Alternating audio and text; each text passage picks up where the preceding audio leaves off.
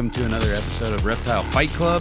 I'm Justin Julander, your host, and with me as always is Mr. Chuck Olin. How you doing?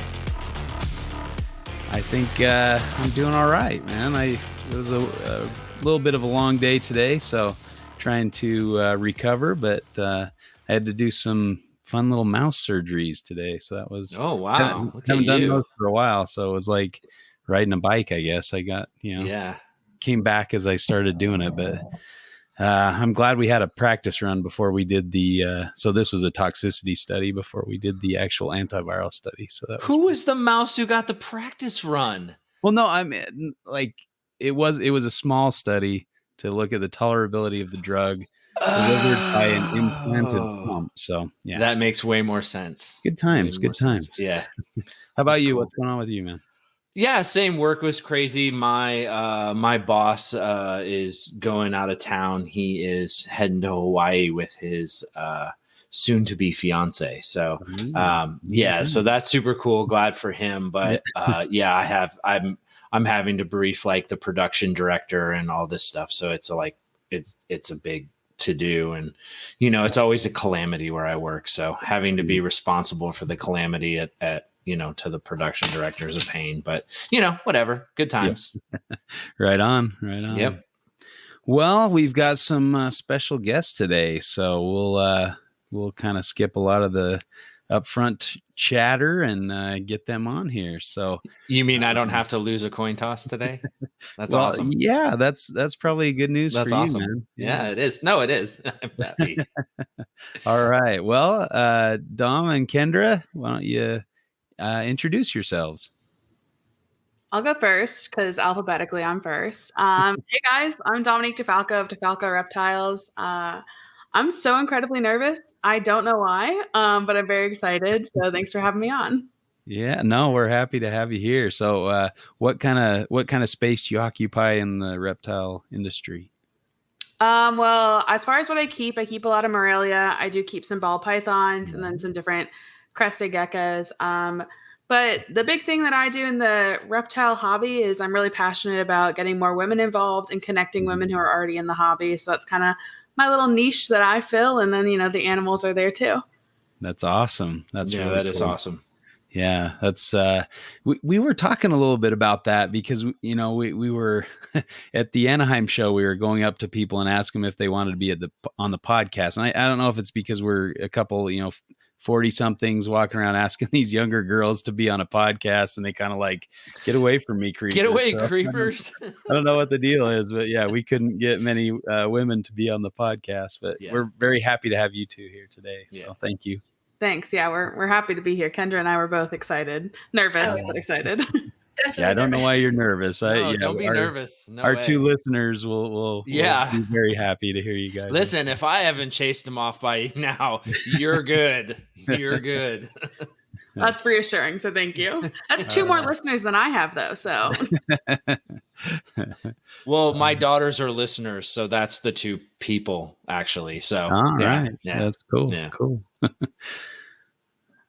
My daughter's very jealous. She wants to be the co-host, so she keeps telling me to ditch Chuck and let her be on it. She's a very enthusiastic 12-year-old. I thought your kids liked me. Oh, they love you, but oh my god, not if you're in their way to being a co-host. Apparently not. Oh my god, she's welcome to come on my show whenever. I'd love to interview a kid. I think that'd be fun.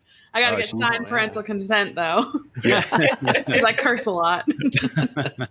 Yeah, that might be a little shocking to her. Yeah. All right. Well, Kendra, how about you? Welcome. Yeah. So Kendra Westy of Puget Sound Pythons. My place, I guess, in herpetoculture is I'm a keeper and breeder. This is a kind of a joint project or joint business venture with my fiance Jeff. We both do this. We keep a lot of different species. I can't really label all of them. I don't think we have enough time. But I think we're most known for our Liasis collection. We have the Duns, which is not something a lot of people have. We have now a group of Apodora. All We just right. got our second female in today, so there should be a video out on our YouTube channel. I saw that. Yeah. Yeah. That's So cool looking. yeah, we kind of dip our toes in a little bit of everything. Mostly pythons. We have a couple boids, and we have a Gila, and some other, like, we have a couple boyega and things like that. But yeah, we keep a lot of things that are kind of uncommonly kept. We obviously do have ball pythons too, because that's definitely a good seller. But yeah, it's a fun time. It's because it's the two of us, it works out really well that we're able to keep a lot of species. So That would be kind of dangerous, though, I would think, if you're both into it and excited. oh, it is. Like- Yeah. Absolutely, it can be. Yeah. I know my wife is like, you sure you can afford that? You sure you need another animal? Like, so it's, kind of a good balance that way. I don't know if she was really into it. Like, yeah, go for it. That could be really You'd be in dangerous. trouble. Yeah. Yeah. Well, I think that's the kind of the nice thing about it, is because, like, we both have our own interests. Is like we can kind of keep each other in balance when it comes to, like, those sorts of things. Except for if it's like a surprise, we want to surprise the other person with something like, hey, you have a box of FedEx coming today. You should check that out.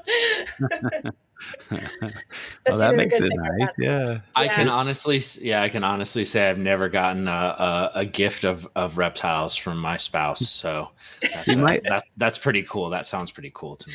Yeah. My wedding present was a Nile monitor. My wife thought it looked kind of like a Parenti, so he'd love that, So she got me a Nile monitor. I'm like, oh. It's the thought that counts, Justin. It is, that was a very nice thought. Yeah, and I had it for quite a while. It was not a very happy little monitor. Yeah, no, they generally are white. not. Yeah, and it's great that they sell them for $50 at the reptile stores, right? What a great pet. So, all righty. Well, are you guys ready to fight? I'm always ready to fight, Kendra. Heck yeah, man. I'll stop cursing. I gotta remember that I'm not on my show. So our topic tonight is, do ball pythons make a good first pet snake?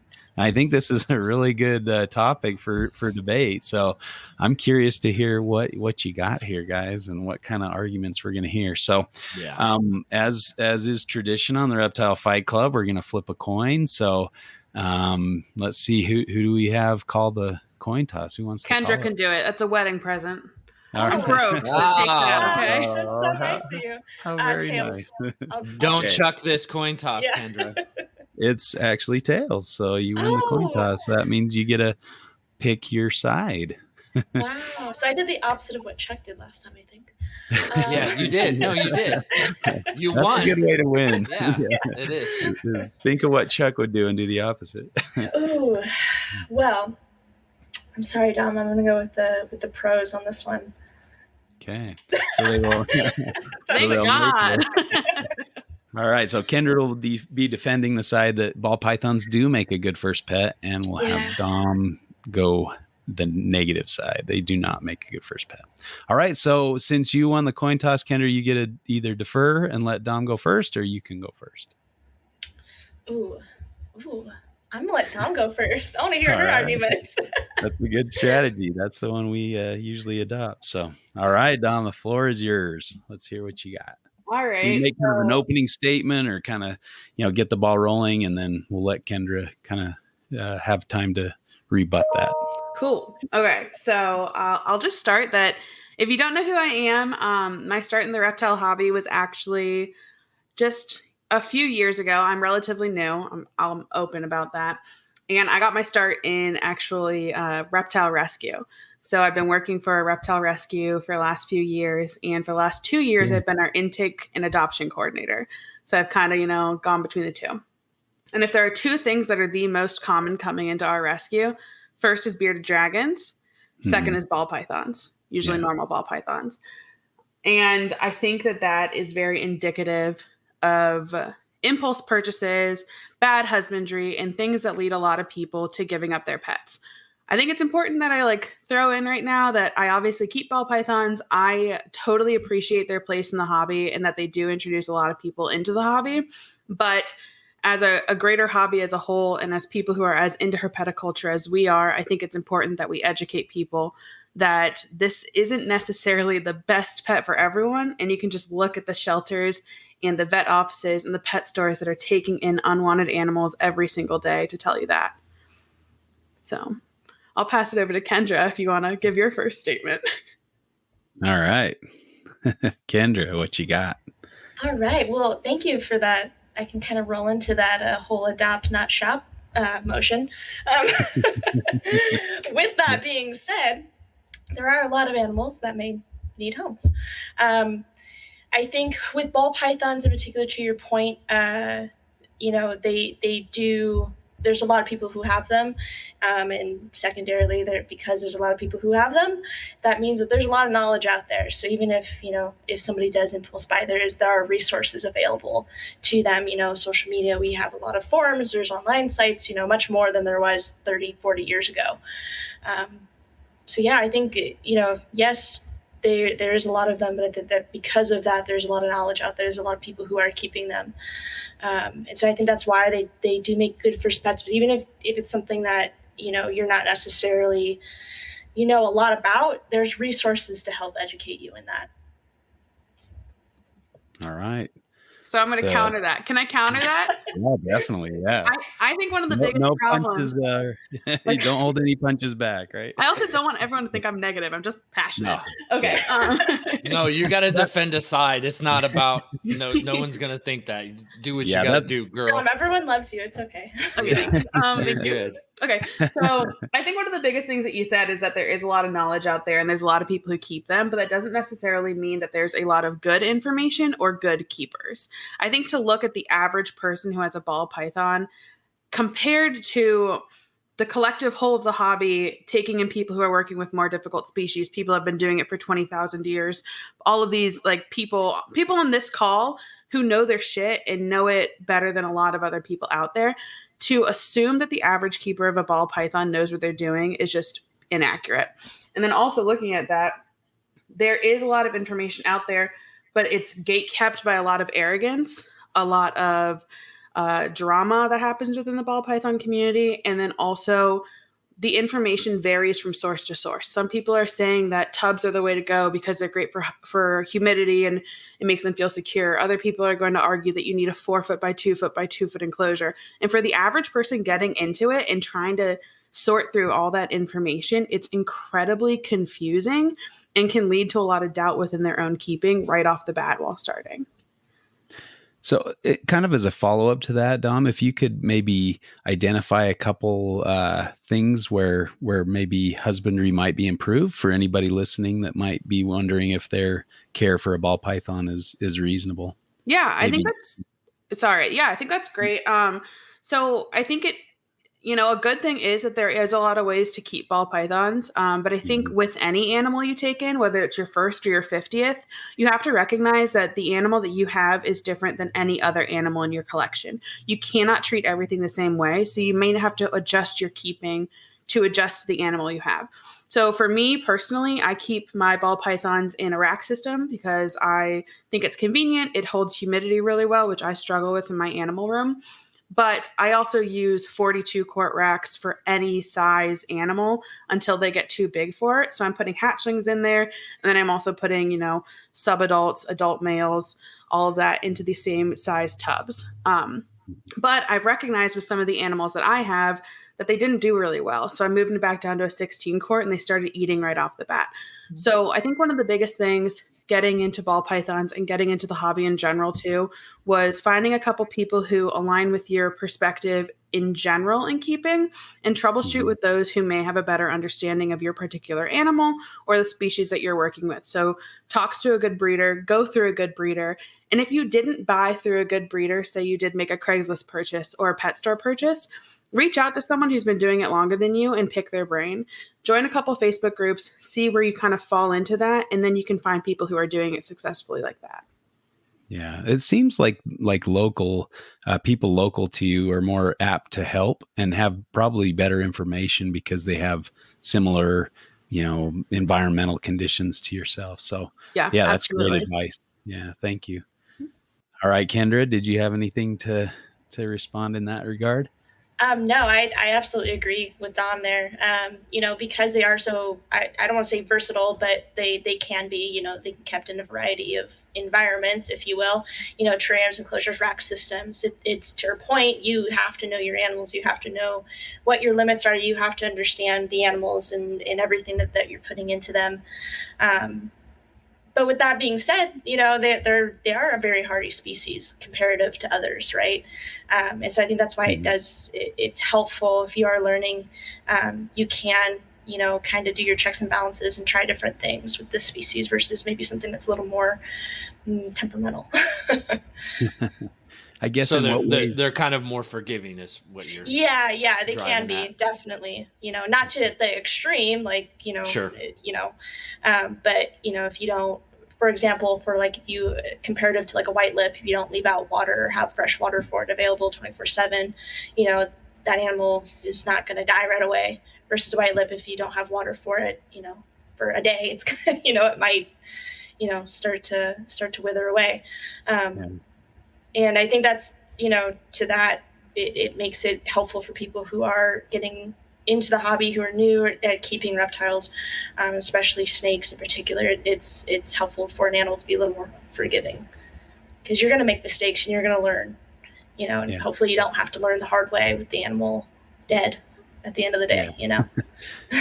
I think I'd be in trouble with the Podfather if I didn't put out the student of the serpent concept. If you pay attention to your animals, you're going to do better with those, and I think that's what you guys are both on the same page there with that.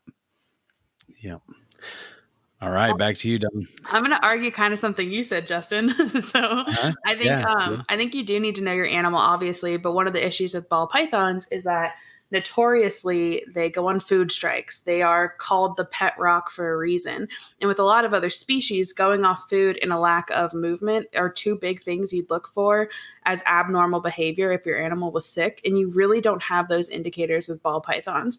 A lot of times, especially with the rescue background, I'm going to pull that card again, we get, oh, my animal is sick. And we get it at the very end of the sickness, because not a lot has changed outside of like weight loss, but they'll be like, oh, but it was on a feeding strike. And that happens with ball pythons, which it does, which is another negative.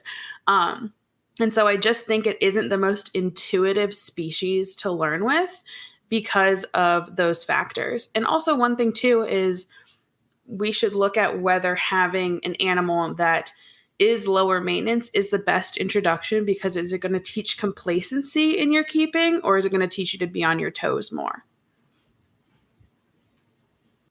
All right, Kendra, you might need to come to my aid there.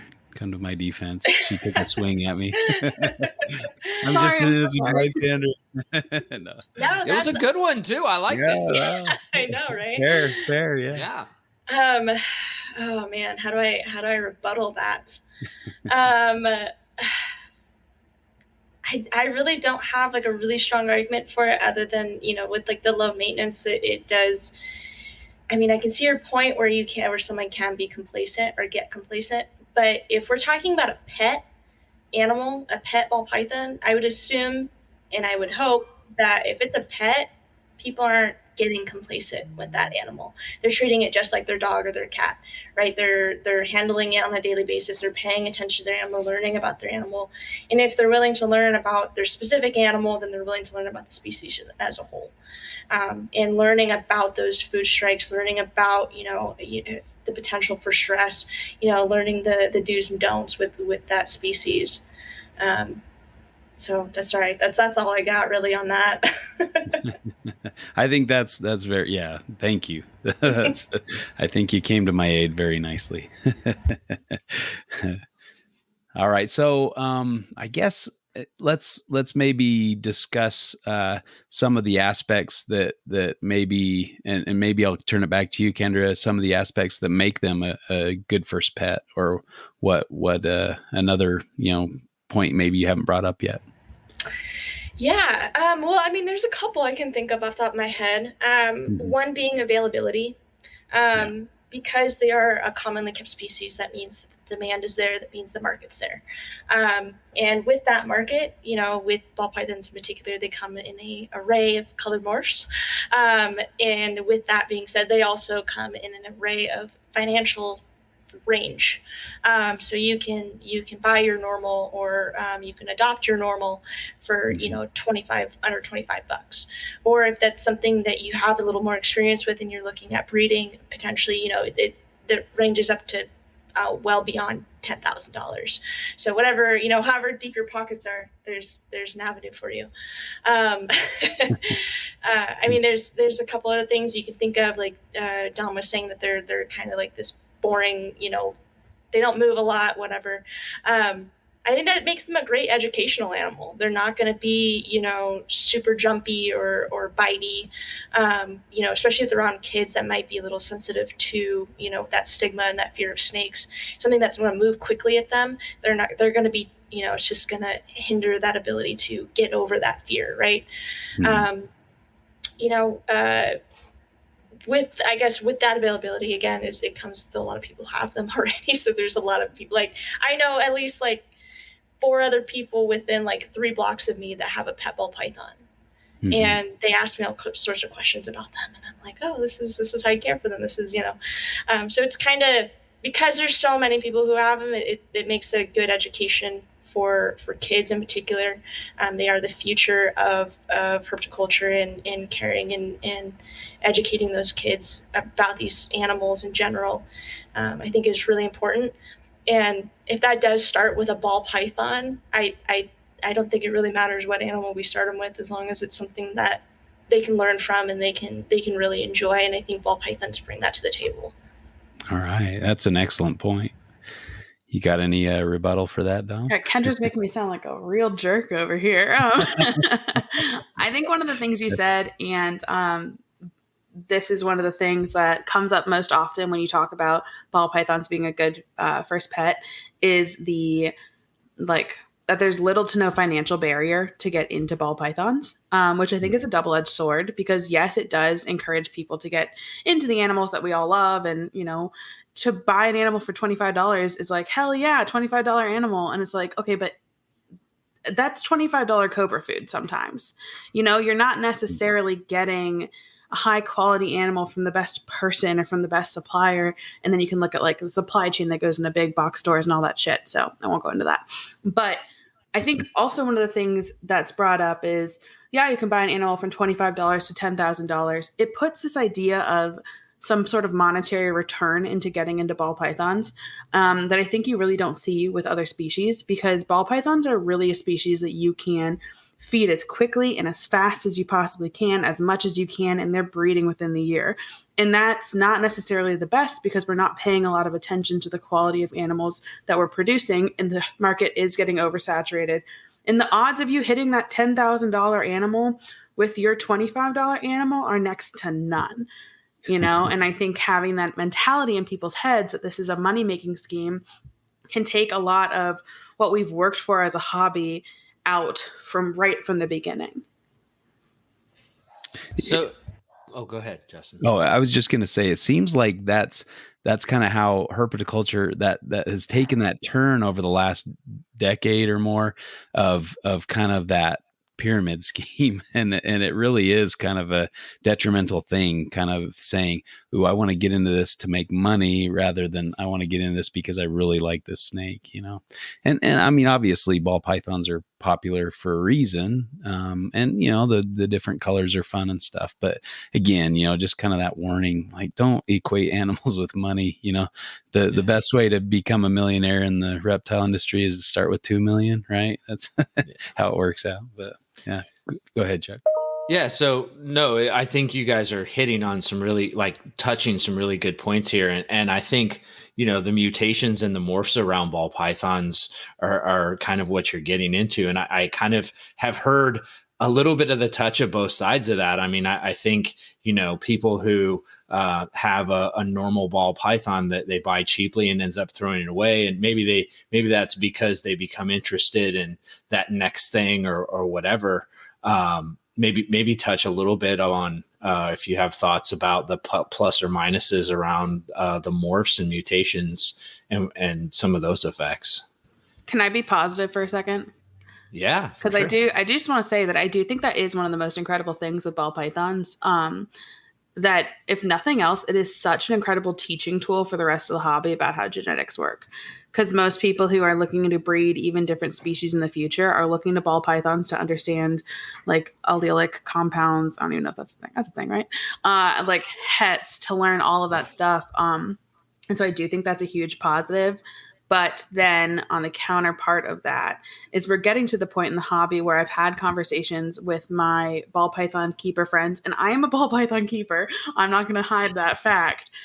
Where I was at Daytona earlier this year, and I had a conversation with a guy who told me he is no longer buying anything that has less than 5 hets.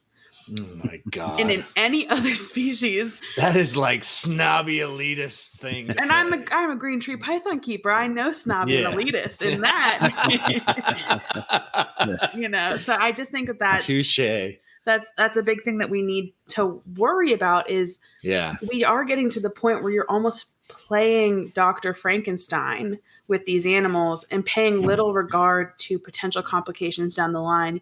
In the last year, we've seen like eyeless animals being sold for like large sums of money. We've seen all of these genetics come out that maybe have weird mutations or the duck bills or, the wobble. And I don't want to speak poorly of anyone who's producing anything with spider, but like you say the word spider in a ball python Facebook group and just all hell breaks loose.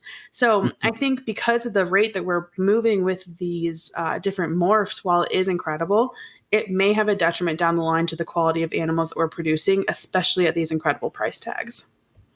Kendra, you want to respond to that? Not in a positive way. To her point, you have to. I know. Just kidding. I like to her point, like a lot of different species, like carpet pythons are a really great example. We have genetic lineage of mom, dad, grandpa, on both sides going for generations. Ball pythons don't have that because I think to Dom's point, they've moved so quickly, and they're just so it is. I don't want to say that I'm trying to be positive, but like it is one of the concerns I do have just as a ball python breeder in general is we do move really quickly with the species, and we do have a lot of genetic defects that we haven't in our own community we haven't really snuffed out. We still have people trying to hit pandapides, the super black pastel, which is obviously going to cause duck billing and kinking and all sorts of things. People still try to hit for that super spider, that all white snake that's dead out of the egg, and I don't understand why we still do it when we know that there's going to be complications or issues or the potential of dead animals at the end of the day. I don't know if it is kind of that elitist thing, like, well, I did it, because I could. And I don't like that. I don't think that as a community that, we need to really snuff that stuff out in our own communities and within our local and beyond, because I don't think that's right. But to kind of spin this into a positive, sorry, I know I'm going down a rabbit hole. With all of that genetic lack of variance, I should say, because everyone's doing it, I think for new breeders getting into it, it is very overwhelming. And so I know when I was first, I waited at least 5-6 years before I even attempted to breed, because I was had the idea. I was like, yeah, I'm going to do this. This sounds like a good idea. But then I was just seeing so many other people doing it already. I was like, okay, well, that's great, but I'm not going to be able to leave my mark if this is something I want to do. So how do I do that? And so I took a really long time to really think about, okay, if this is a project I want to get into, who else is doing that? And sourcing my animals from those particular breeders and trying to be thoughtful about, okay, if I get this animal from this person, it's het for this. If I get this animal that's, that's recessive for this, I'm going to pair them and try to at least build a little bit of a lineage there and keep things separated and not buying brother, sister animals or whatever. For new people who do want to get into this, it's super easy, just buying a single gene codom or incomplete dominant animal and just being like, oh, look, I produce a bunch of pastels or cinnamons. And it's like, great, cool. Now that you've done that, what are you going to do with them? And I think because it's so hard to get rid of kind of the quote unquote easy stuff. That is kind of pushing, I want to say it's pushing people away from breeding, but I know it's not, but I want to say it is. But yeah, That might be a good thing if it's pushing people away. Because I absolutely. mean, I think the cost of these crazy morphs that were like $20,000 and $30,000 animals are now very affordable. Yes. A couple $100 and you can get just about any really nice looking morph you want. So I'm hoping that will push more people out of like thinking about breeding them to recoup their investment, because it was only $200 or something rather than 20,000. And I understand. I mean, if you're spending $20,000 on a snake, you're definitely going to try to breed that snake.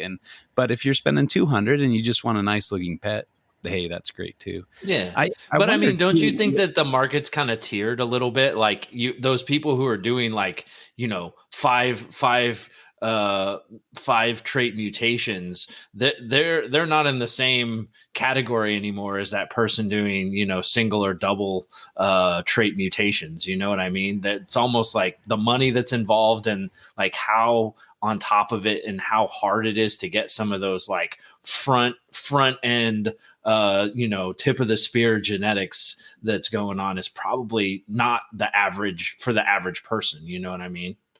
Yeah. I mean, we have our pet keepers, we have our general keepers, we have, our hobbyist breeders, and then we have like our breeders, people who are doing this on a day-to-day in and out, this is their business, this is their lifestyle. They're producing as many animals as it can, to wholesale or whatever, to recoup funds, to go to shows, sell out. Yeah. So you almost have multiple tiers even in a ball python market, which is kind of interesting. Absolutely.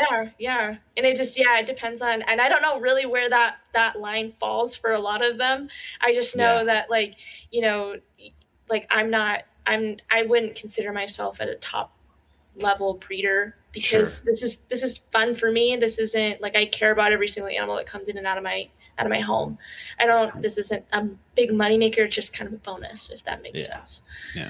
Dom, you want to respond? Yes. I see you. Yeah, absolutely. I really want to respond to this one. No, please don't Okay. apologize. I love hearing you talk.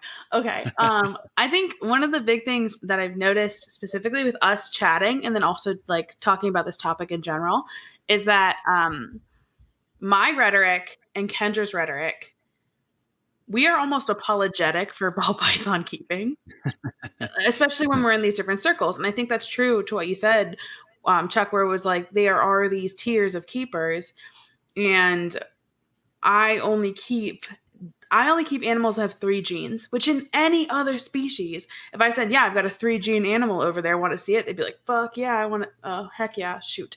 Heck yeah, I want to see that. You're good. Let it fly. I just feel bad. Oh my God, No, Mom. Don't listen to this, Mom.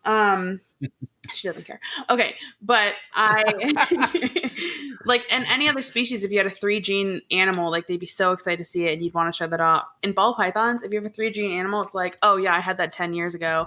What do you got now? And I think that is a big deterrent, is because you see these big names in the hobby and we put them on a pedestal, and there's this like there's a absolute hierarchy, and it's hilarious because you see it, you physically see it at shows. You go to a show, you know who the ball python people are, you know who they're crowding around, and you can't talk to that person. And I think that mentality within this side of the hobby can be really detrimental, even to people who have been in it for a while.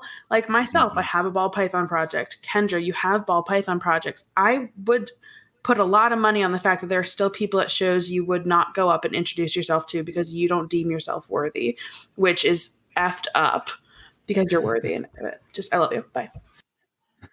That's awesome. Yes, you guys are definitely both worthy, and I think that the fact that there is an elitist, I mean, there's a bit of an elitist to every, I think Justin and I talk about how there's like circles for reptiles, and it's so funny that like maybe Justin and I are known a little bit in the carpet circle, but if you go outside of that circle, nobody knows who the fuck we are. Nobody. And I think it's a little that way, and it's interesting to see how stratified ball pythons are in that to me, because I'm like, carpets aren't that nearly that stratified, right? So, and it's, you know, it's kind of silly when it gets to that point, because you're like, whoa, is this high school all over again? Like the rich kids are the cool kids, or the you know, the top ball python people are the best. Like, weird. Right. And I think one of those things too, specifically within ball python circles, or like, let's look at green trees in general. Green tree pythons, that's what I started with. They are known as being a snobby part of the hobby. I'll joke about it and everything. But if you get your first green tree and you're keeping it well, you are part of the group. You are invited to the like Facebook groups. You're invited to the dinners at Tinley. You are part of the group. If you went into like the biggest ball python group and you're like, hey guys, look at this normal I just got off Craigslist, you're laughed at. You know, it is. And I think that we can try to equate our small circles to ball pythons, but it's like looking at a pebble next to Mount Everest. Like, it's just, they're not the same hobby at that point. It really is becoming like a totally separate hobby from that we participate in most. Do you feel like that disconnects, you know, some of the ball python, or the some of the upper echelon of the ball python community from the rest of the reptile community, like that it kind of detracts from the community at large when it gets into situations like that? I think it can, because I think if you look at, you know, a US ARC auction, and I love that people participate in US ARC auctions, I think it's great, but who is throwing down $20,000 for like a random painting or for something small that doesn't really seem to have much value? It tends to be the ball python people who it's a game. And this isn't, and once again, I don't want to shame any ball python people or act like I disagree with your tactics. It's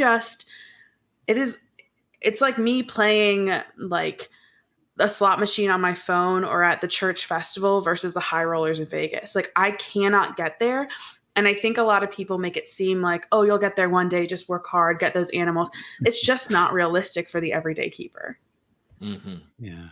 Well, and again, you know, should it be? You know, I mean, I think there are enough, you know, really high quality ball python breed. Like, I kind of got out of it and didn't pay attention for a while. You know, we were, me and Ben Morrill, we were business partners, and we were really into the ball python morphs. And Ben he's producing some amazing stuff, but I kind of got out of it once we split up the business, and I didn't pay attention to ball morphs for a while.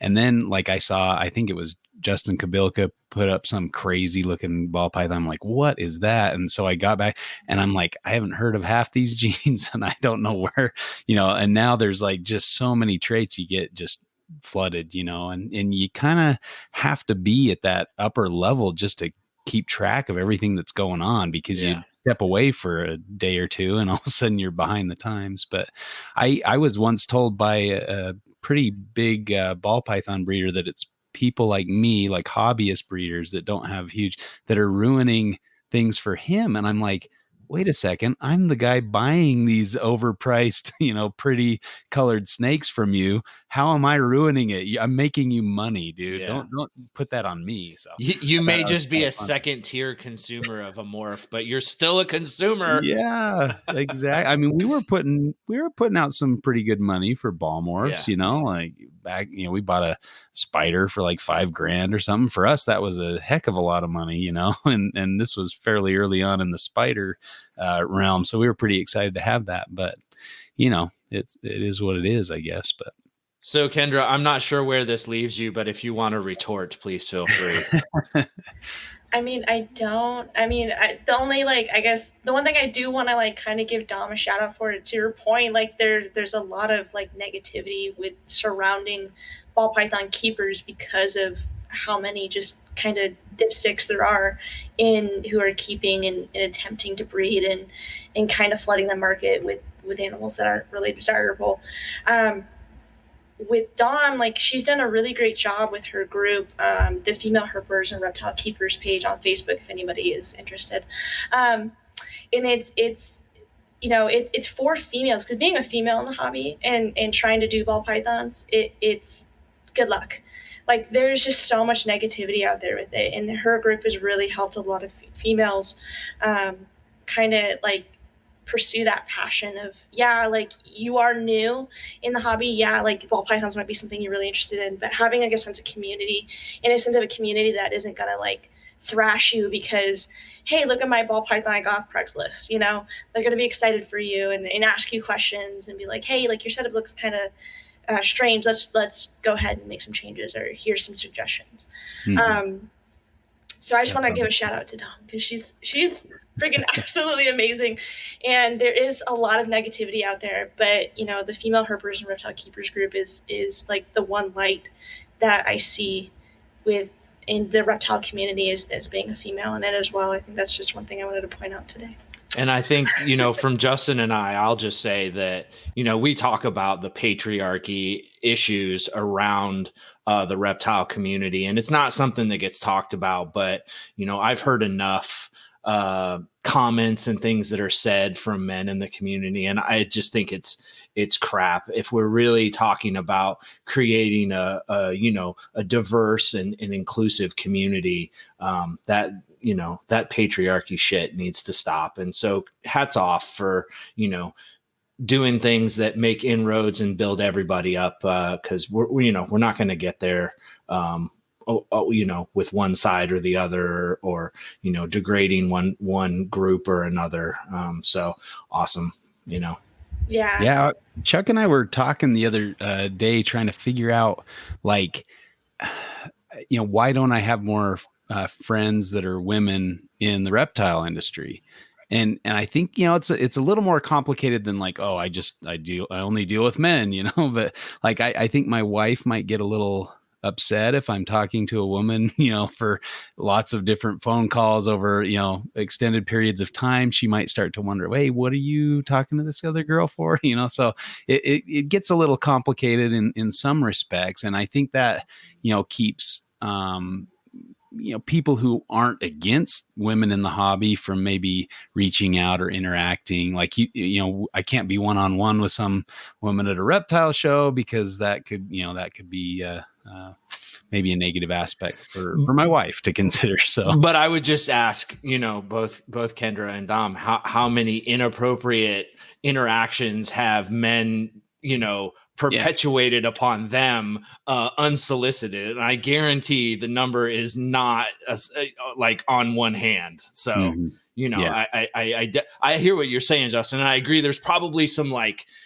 logical, you know, just kind of like, and both of us are married and we're old, and like, I get a lot of those reasons, but the other stuff, it's just inexcusable and frankly fucked up. Like, I don't get that shit.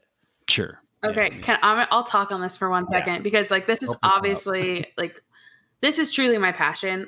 So I studied information systems in college, which is very male dominated. I work in the construction industry, which is very male dominated.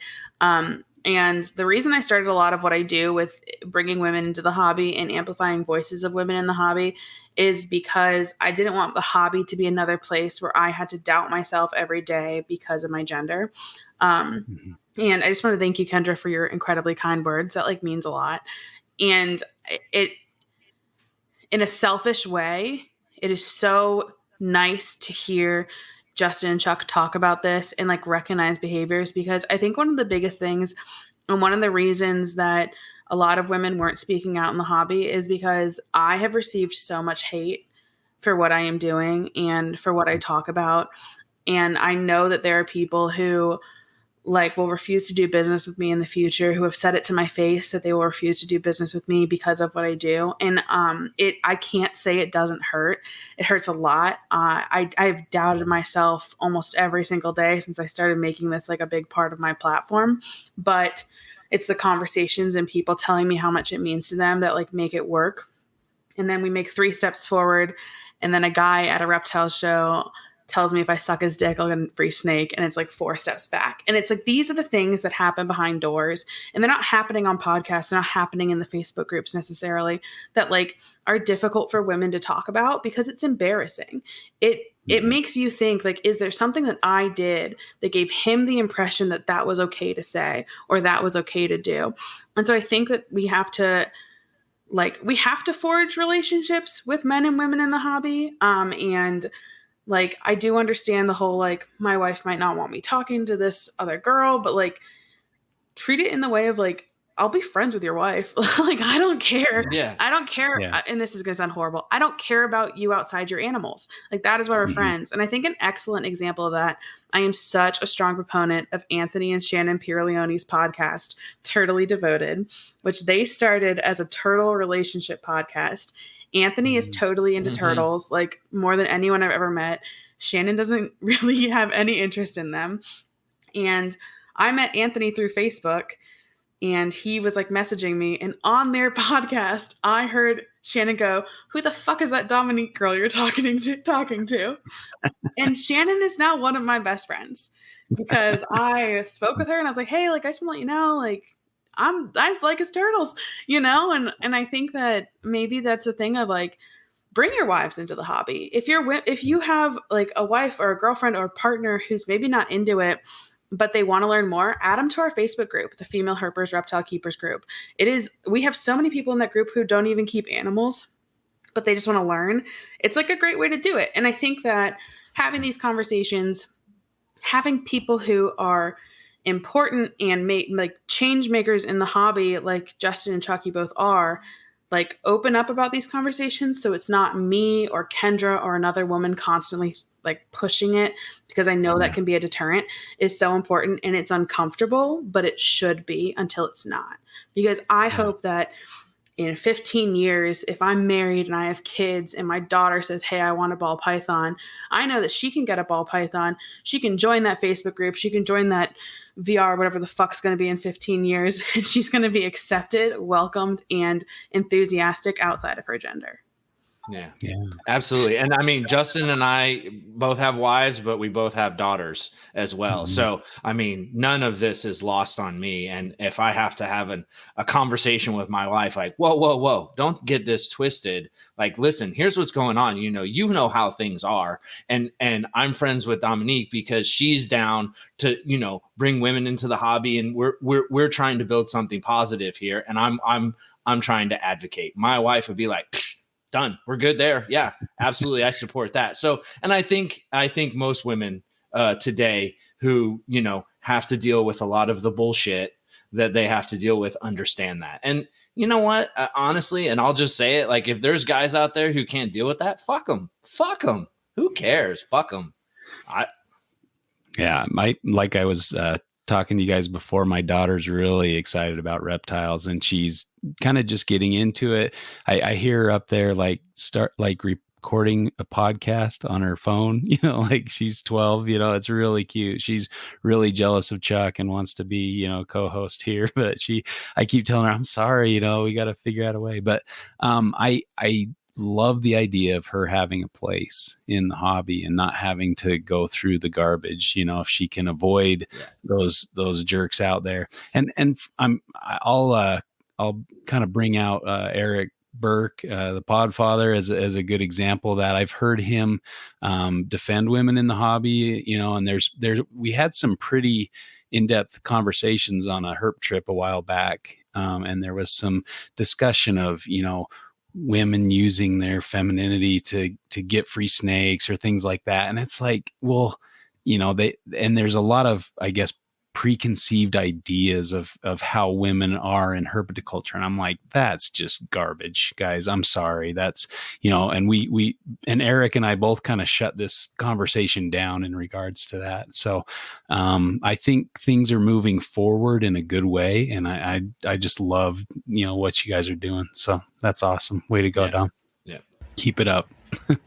And we will try to support as any way we can. So yeah, I'll just add one more thing. I think like the biggest thing you guys can do, and I was having this conversation with Travis Wyman a couple weeks ago, is I try really hard when people ask me for recommendations of like breeders to go to or recommendations of people to talk to on their podcasts.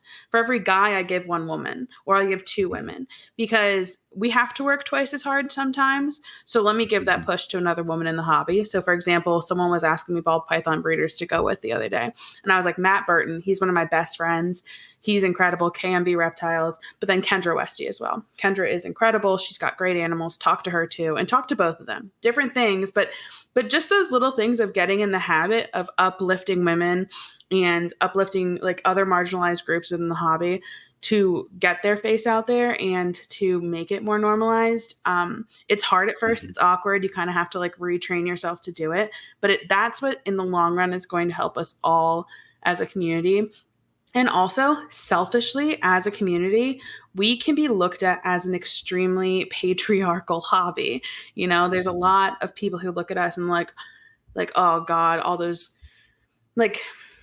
guys with the big muscles flex in with their retic. And, you know, that's the outside perspective of the hobby too. And if we start to show ourselves as this inclusive hobby and this hobby that's about uplifting people and building community, that looks better when we're trying to fight for our rights to keep the animals that we have. For sure.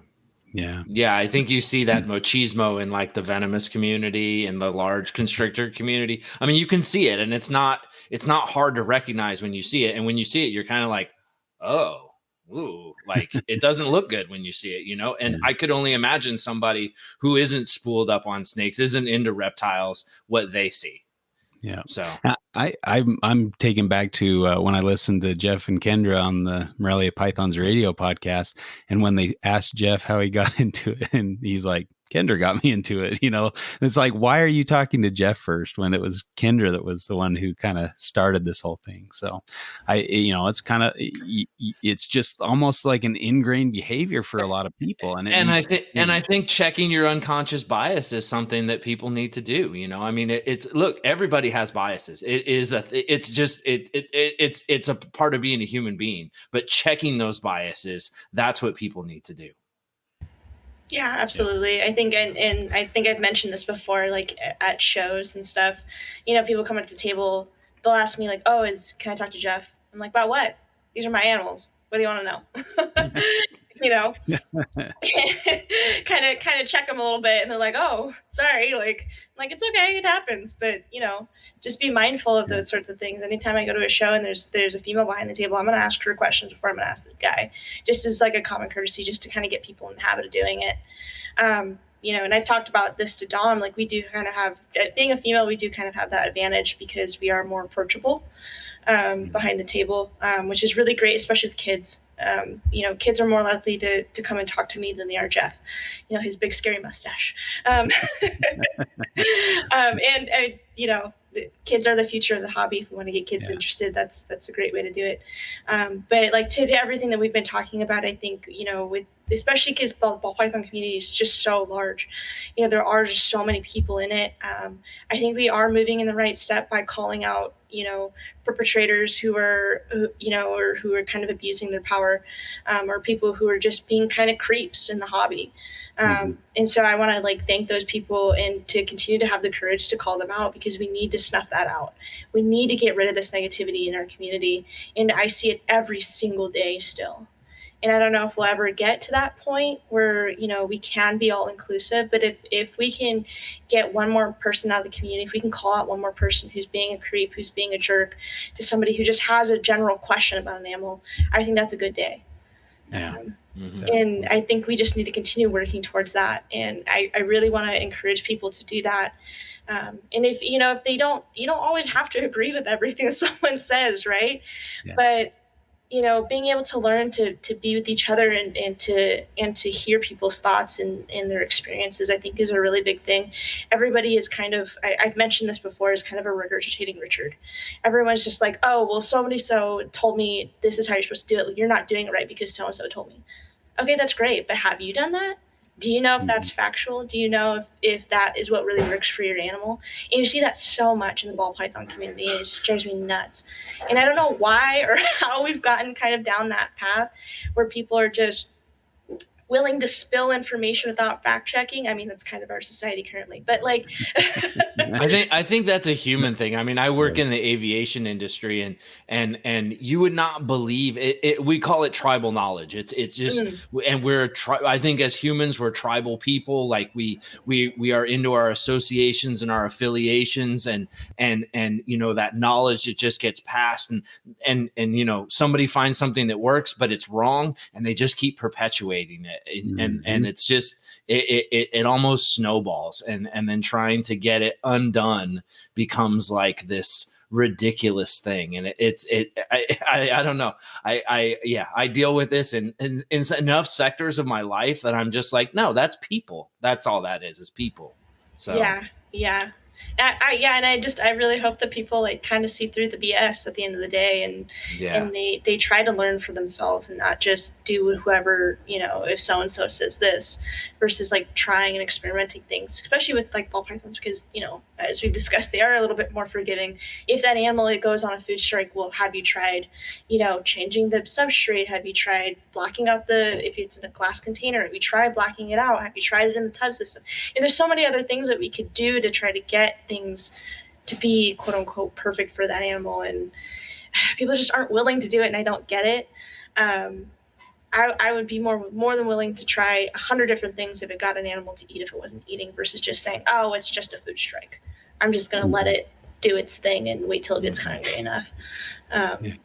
But yeah, I hope our community changes. I really do, because I really like, there's a lot of great people. There's a lot of great people I've met, like Dom, like you guys, like Jeff, that there's diamonds in the rough. We just got to find them, and we gotta shout them from the rooftops. And I really hope that we can do that in the future. And yeah. Definitely. That's why we're so excited you guys were coming on. Yeah, definitely.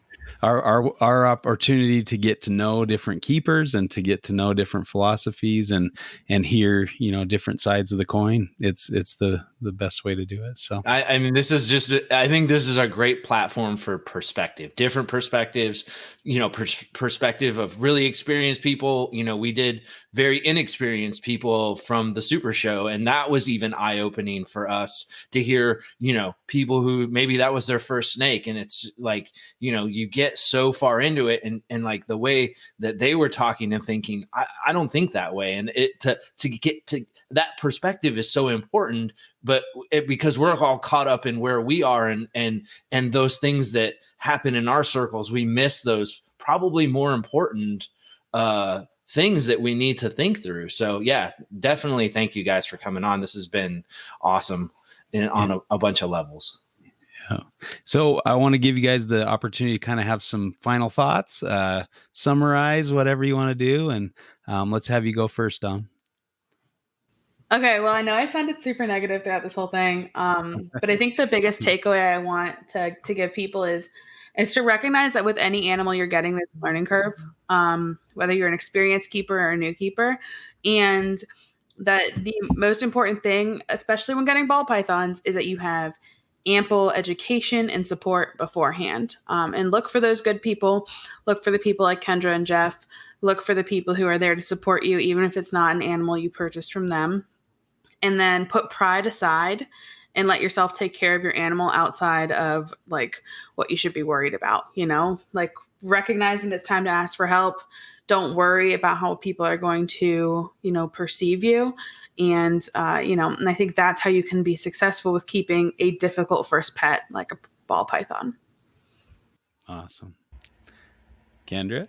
Yeah, no, to that, be prepared and be passionate. These animals aren't something that, is going to pass away in 5 years. They live 30 to 40 years. So if you don't have a passion for the animal, if you don't care for that animal, if you don't have the education, definitely try to educate yourself before, getting this animal. Don't impulse buy. I know it happens, but try not to. At least have some base knowledge before you try to, pick up an animal on the next show. And there's always something new to learn, and be open to that. And I think that's a big thing, especially now with a lot of people who are doing like bioactives and trying different things in their enclosure with these animals, new experiences for them, and be open to it. Just because your ideology doesn't fit with theirs doesn't mean it's not wrong or right, but it's your willingness to try and to better the life for that animal, because at the end of the day, it's a life. It's not just something we can throw away. Preparedness and passion, I think, is a really big one for me. Perfect. Yeah, that's awesome. All right. Well, we really appreciate you guys being on and your wonderful viewpoints and the fun jabs you guys had with each other. So it was very entertaining. Thank you, guys. Let's have you put your information out there in case people want to get a hold of you. Yeah, I'll go first. So Puget Sound pythons, like body of water in here, Washington. A lot of people say Puget. It's Puget, but yeah. So we're on Instagram, Facebook, YouTube, TikTok. We're on all. Just look for our logo, Jeff and Kendra. Cool. All right. Dom? Awesome. And thanks, guys, for having us on. We really appreciate it. You can follow me at DeFalco Reptiles on Facebook and Instagram. If you're interested in listening to the Modern Medusa podcast, where we only talk to female keepers, that's also on Facebook and Instagram, and then anywhere you get your podcasts. I did an awesome interview with Kendra. Really recommend to hear more about her story and where she got started. And then if you are a female or non-binary identifying keeper, or just someone interested, please take a look at the Female Herpers and Reptile Keepers group.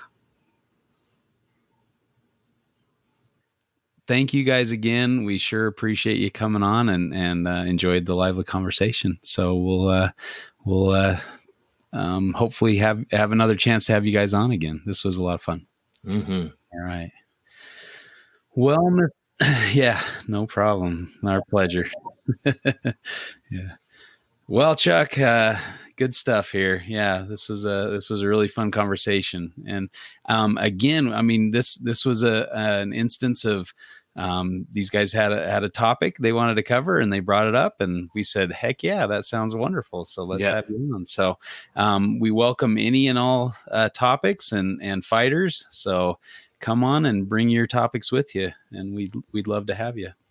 So we thank you for listening, and this has been another Reptile Fight Club, and we'll have another one for you next week. So Dominic and Kendra are out. Fight Club.